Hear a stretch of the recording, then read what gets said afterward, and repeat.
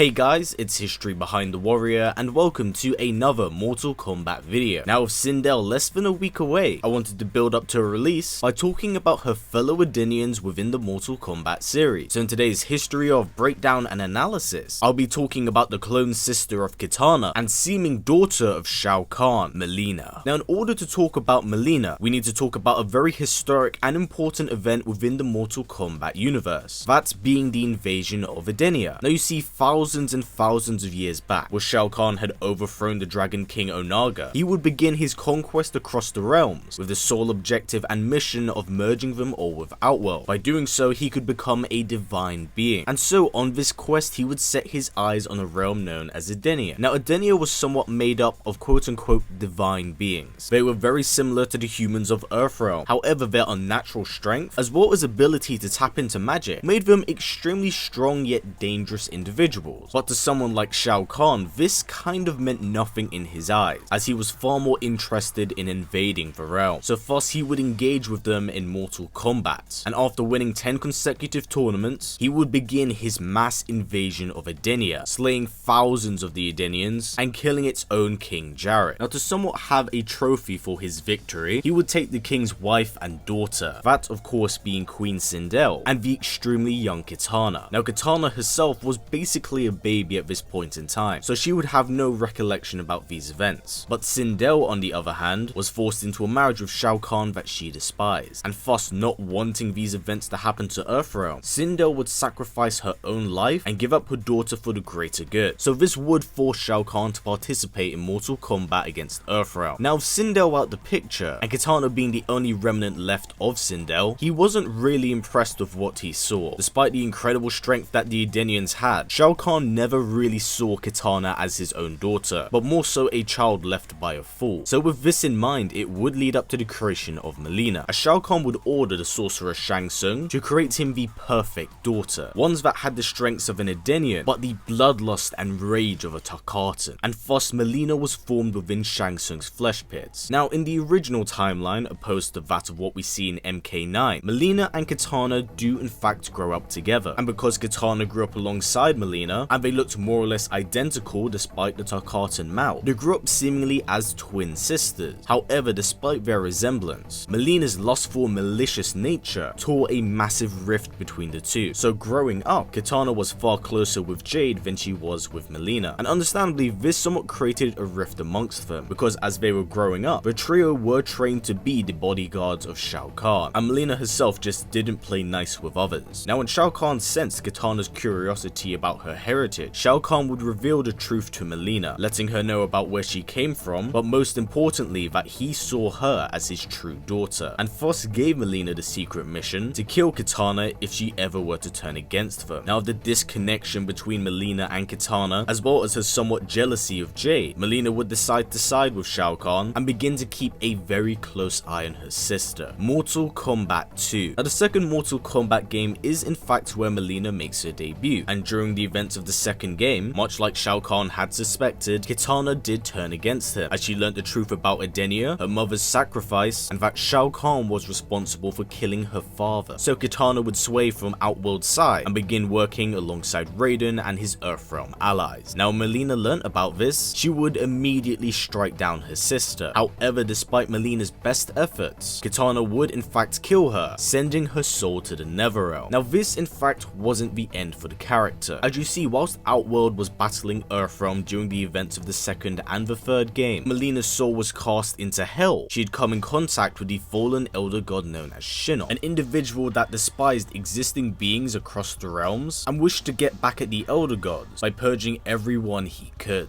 Now in order to do this, he would have to recruit new individuals into his Brotherhood of Shadow, and seeing as Mileena was now at his fingertips, he would offer her the opportunity to get back at her sister, and thus like that, Mileena does somewhat come back to life as she's now working under Shinnok. Mortal Kombat 3. Now, although Mileena does appear in the third game, she plays no actual hand in defending Earthrealm or participating in Shao Kahn's invasion. As you see, she herself has been sent there by Shinnok in order to keep an eye on the massive battle at hand, as she will be forwarding information to the Elder God and letting him know not only what he'll be up against, but also when to invade. As you see, by the end of the third game, Shao Kahn would be defeated by Liu Kang, and this would give Shinnok the opening he needed to attack all of the realms. So this brings us on to our next game, Mortal Kombat 4. Now, during the events of the fourth game, Mileena saw this as the perfect way of getting back at Kitana. As you see, when Shao Kahn was defeated, Edenia was freed from his grasp, and Kitana, with her resurrected mother, was able to reclaim their home. But Mileena wasn't having this, as Edenia would be the first place that Shinnok strike. Now, Mileena herself would directly confront Kitana, understandably wanting revenge for her death and defeat in Mortal Kombat 2. She even allowed Kitana to escape Shinnok's dungeon in order to claim her victory. However, Mileena would once again fall short, as Kitana was successful in defeating her, whilst Liu Kang had also defeated Shinnok. Now, after these events, Mileena would be imprisoned in Edenia, and Kitana would hope that one day, her somewhat cloned sister would be able to reform herself. Now, there's a significant amount of time between the fourth Mortal Kombat game and Mortal Kombat Deadly Alliance, and during these passing few years, Mileena's resentment towards Kitana slowly stacked up, but it's only up until Mortal Kombat Deadly Alliance where things truly changed. You see, when Shang Tsung and Quan Chi joined forces, they became an unstoppable duo. They were able to kill the likes of both Shao Kahn and Liu Kang, as well as defeat the likes of the Earthrealm defenders and even Raiden himself. They were nigh unstoppable, at least up until the Dragon King Onaga had returned. As you see, behind the scenes, the Dragon King had secretly been plotting his return, and with Shinnok, Raiden and Shao Kahn basically out the picture, the realms were ripe for the picking, and this is where he would strike. Now, as this was going on, he had in fact ordered Baraka to free Mileena from Edenia and have her join his alliance. As you see, at this point in time, after defeating the Deadly Alliance and acquiring Shinnok's amulet, he was still amassing his power, and with Kitana being killed, he wanted to buy more time for himself. So he gave Mileena the orders to travel to Edenia and pose as Kitana. By doing so, it would allow him to spread more of his influence across the realms and take players off the table that still might be unaware of his existence. Now, Mileena absolutely adored this opportunity. Not only was her sister seemingly dead and a slave of Onaga, but she was now in a position she always felt like she deserved, so she relished every single second of it. However, and also saying that, she also knew the dangers that would come, because Mileena and Onaga weren't the only individuals that knew about this plan, but also the Tarkatan leader Baraka. Now, realizing that he could in fact be a loose end, she would put together a plan to have him be executed, of which it was quote-unquote seemingly successful. Now, under the disguise of Kitana, she would control Edenia's army and bend it to her will, but she wasn't entirely satisfied with what she just had. Mortal Kombat Armageddon. You see, during the climax of Deception, just before Onaga was about to be defeated, Mileena would somewhat turn against the Dragon King. Truly understanding the strength of the army at her fingertips, she would start using them for her own personal and selfish beliefs. So she would wage an attack on Outworld, where she would seemingly claim Shao Kahn's fortress for herself, and of course under the disguise of Kitana. This was all seen in the name of peace. However, her reign would not at all last, as Onaga would fall and Shao Kahn had seemingly returned, as he had in fact faked his death in Mortal Kombat Deadly Alliance. Now, when Mileena realized that her father was still alive and was coming back to Outworld to claim her position in order to save her life, when Shao Kahn entered her throne room, she would unmask her veil, revealing to Shao Kahn that it was in fact her. Now, she would surrender her position to allow Shao Kahn to reclaim his throne and spare her life. Now, of course, Shao Kahn does favor Mileena, and thus allows her to keep working under him. Now, during the events of Armageddon's story, Mileena would in fact be given the mission of tracking down and hunting Shujinko. Shao believes that he can use Shujinko as a bargaining chip to gain Onaga as an ally. So Mileena is sent out and is successful in tracking him down. But it's during this time where Mileena herself no longer wishes to be a minion. After having that taste of power at her fingertips, she knew that by the end of Armageddon, her father needed to fall. Now, Mileena also does make another brief appearance during the Conquest mode, which is located in Shao Kahn's fortress, as Taven, the main protagonist of the Conquest mode, is currently on a mission to track down family heirlooms. Now this causes the two to clash, and Mileena is defeated, but she does make a final appearance during the Battle of Armageddon, where she's understandably joined the forces of darkness to take on the forces of light. Now during this ensuing war, she can be seen taking on the likes of Nightwolf, Stryker, and even Shang Tsung. However, if any of you are familiar with the original timeline, you will know that Mileena is one of the many casualties at the end of the Battle of Armageddon, as Shao Kahn is successful in defeating everyone and obtaining the power of the godlike elemental blaze. By doing so, he is able to bring on true Armageddon. Mortal Kombat 9. Now MK9 serves as both a reboot and somewhat retelling of the Mortal Kombat series, meaning that there's many different alterations and changes to the Mortal Kombat lore. Now when Raiden sent a message to his past timeline self, it seemingly caused a ripple effect that has altered and changed enough events in this timeline that it's not a replica of the original continuity. So events definitely turn out far different here. Now in the MK9 reboot, instead of Mileena in fact being a part of Kitana's childhood, Mileena is introduced during the end half of the game, where yes, she is formed in Shang Tsung's flesh pits under the orders of Shao Kahn, as once again in this timeline and continuity, he doesn't truly see Kitana as a worthy heir, or even his actual daughter for that matter. So Mileena is created and formed during the MK2 section of the game, where Kitana has a falling out with Shao Kahn, and she is recommended to explore the flesh pits by Raiden. Now upon entering this chamber, she comes across multiple different and horrific copies of herself, these of course being the failed attempts at creating Mileena, but at least that is until one awakens. You see, after the years had passed by, Shang Tsung had finally created the perfect individual that Shao Kahn wanted, and when Mileena met Kitana, she plays extremely coy to her sister, and then the two engage in combat, of which Mileena is defeated. Now before Kitana can in fact kill Mileena here, Shang Tsung decides to step in, however he is also defeated by the princess. It's here where he's brought before Shao Kahn, for which Kitana then learns the truth about her heritage. She is abandoned by Shao Kahn and is scheduled to be executed. Meanwhile, Mileena has now taken her place. Now from this point onwards, Mileena kind of plays an antagonistic side role in the story. She's not very much so front and center. However, she does feature in quite a few chapters. One time during Jade's chapter, when she attempts to kill the Edenian bodyguard whilst mocking her about Kitana's scheduled execution. But Jade proves to be far too much for her. But once again, by the skin of her teeth, she is able to escape. Now during the end of the MK2 section of MK9, where Shao Kahn is quote unquote killed, Mileena does become a candidate to take over Shao Kahn's role, at least until the Emperor does return. Now it's here where Mileena plays a very active role in Earthrealm's invasion, absolutely loving every single second of Earthrealm's invasion, as this really is an opportunity for her to let loose and feast on whoever she wishes. Now during this fight, she is confronted by Stryker, and the officer is narrowly able to defeat her. After this, she's seemingly electrocuted by Raiden, but does continue to stay alive for the remainder of the story. Her next and final appearance in MK9 is during Kotal's chapter, where after he's been revived, with Outworld's invasion still going on, the Speedster attempts to confront Shao Kahn about what's going on, as he did play a hand in having him become horrifically scarred. But before he's able to face the Emperor, he's confronted by the duo of Noob Saibot and Mileena, but Kotal's augmentations prove to be far too much for them to handle, and thus he is able to escape. Now as I mentioned, this is the last time we do see Mileena in MK9, however there's a lot that goes on between the events of 9 to X, as Shao Kahn is defeated at the end of 9 by Raiden, meaning that Outworld's throne is now vacant. Now at first, Mileena does claim it for herself, officially becoming the Khan of Outworld, and although it seems like nothing has changed even with Shao Kahn gone, Mileena's savage nature starts to come through her control, and she slowly but surely starts pushing the realm into the ground. Now because of this, many people were against her, one Oztech in particular known as Kotal. Now despite Mileena's control and power, she's ultimately overpowered and dethroned by Kotal and his ally, and in the midst of this skirmish, her ally in general Baraka is killed. Now though she is temporarily chained up, she is able to escape, creating new allies in the likes of Reiko and Goro, as she is pushed to the edges of Outworld. And this really is where the Mortal Kombat X comic book series kicks in. You see, at this point in time, Mileena has aligned herself with the Red Dragons and is purposely attacking Outworld on a regular basis, putting Outworld in disarray and causing Kotal to become desperate. Now during the early stages of the comic books, Mileena is stationed far away from Outworld's capital, Zunkara, as she's calculating every way she can possibly regain the throne. But whilst this is going on, she's well aware that Kotal at some point in time will attempt to track her down, and thus relies on the brute strength of Goro, as well as the tactical mind of Reiko in order to kill or cripple Kotal's forces. Now in saying that, she's she's able to lure Kotal's father, Ket, into combat with Goro, a fight that doesn't end well at all for Ket, as he would be decapitated by the Shogun Prince. Now understandably, this upsets Kotal greatly, and thus he succumbs to the blood magic of a Kamidogu in order to gain his revenge, and for the most part he is successful, as he storms Mileena's hideout and is able to defeat Goro and sever his arms, shaming the Shogun and not giving him the death he pleads for. Now whilst this fight is going on, she is able to get away with Rain, who was terribly injured in this battle, but when he does wake up, Mileena learns from Rain that the Red Dragons and Reiko had secretly been plotting behind her back. You see, he wanted Mileena's favor in order to get behind the lines and learn about the location of Outworld's Kamidogu, as at the time he was assembling them. You see, Reiko had secretly aligned himself with the Chaos Cleric Havoc, as Havoc promised Reiko the opportunity to become a blood god if he assembled all of these Kamidogus, so the two were secretly plotting against her. Now understandably, this cut Mileena deep, because despite Reiko being her general, the two were known to be rather intimate with each other, so after realizing his betrayal, her blood would boil, and she made it her own personal mission to track him down and kill the traitorous Outworlder. Now this would in fact take her to Shang Tsung's island, where Havoc and Reiko were stationed, and when she arrived at the beach with her Tarkatan horde, she realized that the special forces and Kotal were already there, and that Reiko himself was fighting a losing battle. So once Mileena entered the fray, nothing but chaos ensued. Now Mileena went one-on-one with her sibling Scarlet, and she herself was tainted with the blood code, so she posed to be quite a threat towards Mileena, but with some assistance from Ermac, she was able to completely annihilate her legs. This in turn allowed her to focus on Reiko, to which she grabbed Shao Kahn's Wrath Hammer and smashed his head in with. Now despite absolutely hating Kotal, she knew that whatever Reiko was now was something unnatural, as he had become entirely consumed by the blood code and was a damn near mortal. But with the combined efforts of Ermac, Kotal and Mileena, they do tear him apart. But this doesn't quite kill him. Now just before he can actually be slain, everyone in the battle was knocked unconscious by Raiden, who had also been tainted by the blood code. When Mileena wakes up from her unconscious state, she's surprised to see that she's strapped to a table, as she will now become part of a ritual for Reiko to ascend to godhood. Now as Mileena is tainted by the blood code and Reiko ascends, you realize that something isn't quite right, as his body starts falling apart. You see, Havoc has in fact betrayed him, smashing his skull and revealing that he was nothing more than a vessel for Shinnok's amulet, and with a more or less blood god army at his fingertips, he was ready to take on the world. But it's here where Outworld and Takedo make their last stand, battling against Havoc's forces, with Mileena attempting to eat and consume Reptile. Now fortunately for them, Havoc would be defeated by Scorpion, who tears off the head of the blood cleric and separates his connection to the blood code. Now although there is a moment of peace amongst everyone there, it doesn't take long for Mileena to flee the scene, as she does not want to be around Kotal and his allies. So now this brings us on to our final game, Mortal Kombat X. Now a few more years do pass by between the events of the comic books up till X's release, and Outworld is still in the middle of their massive civil war, with Mileena continuing to attack Outworld on a frequent basis, and in this case a more direct approach. You see, between the comics and X, Mileena has fallen upon desperate times, and thus has resorted to obtaining Shinnok's amulets in order to dethrone Kotal, and we do see this in the second chapter of the game, where she, alongside Tanya, Rain and her Tarkatan horde, spring a massive trap on Kotal and his allies, and despite them having the element of surprise, they are all quickly defeated, with Rain nearly being gunned down by Aaron Black until Mileena does interfere, but even then, she is also defeated by Kotal. Now as he's about to burn her alive, Mileena pulls out Shinnok's amulet and uses it on Kotal in the hopes of killing him. However, the power proves to be way too much for her to handle, and she is knocked unconscious. Luckily for her, Rain is able to return the favor by saving her life and teleporting away. Now really, things don't get much better for Mileena, because when she's recovering from her wounds, Kotal has aligned himself with the special forces, and after learning the knowledge of where Mileena's camp is, Cassie Cage and Devora infiltrate it, defeating the likes of Tanya and Rain before Devora herself is able to defeat Mileena. Now it's here where she's brought before Kotal, who has a very smug look on his face, as the Outworld civil war is now over, but seeing as he doesn't wish to sully his hands, he has his general Devora kill Mileena, of which he suffers a very agonizing and really disgusting death. Now canonically, this is the last time we do see Mileena in the Mortal Kombat universe, as she's pretty much dead for Mortal Kombat 11. However, death isn't really a thing that's always set in stone for Mortal Kombat, as even in her arcade ladder ending, I do believe it's worth mentioning that they hinted at the idea of a Mileena army. Or if I were to somewhat break it down, at least have the idea exist that there is more than just one Mileena. So although she may be quote unquote gone now, that's not to say that she won't be back in the future. And seeing as she's in extremely high demand for 11, it wouldn't at all surprise me to see if she returned as DLC or as a main contender for the base roster of the next game. But yes, that is everything I did want to say about Mileena. I hope you have enjoyed this video and learnt more by doing so. I do apologize for this coming out much later than I had expected, but I really wanted to take my time with crafting this one and making sure that it came out in such a way that I was happy with it. Now as we're getting closer to the release of Sindel, I'm happy to announce that the next history of episode will be on none other than the Siren Queen, so please do keep an eye out for that, as well as the exclusive Sindel gameplay I've just uploaded on my channel. I highly do recommend you check it out, if 1, you are interested to see how she plays in game, and 2, see what exactly has been going on with her story, as she does have a very interesting arcade ladder ending. But yes, that's everything I wanted to say for now. So before this video wraps up, if possible, let's try getting it to about 500 likes. It's a great way of supporting this channel, and also don't forget to tick that bell and subscribe, as it will notify you when I do upload a video. So as always, please comment, like, subscribe, and share this video with everyone you know. Please take care, and I will see you all next time.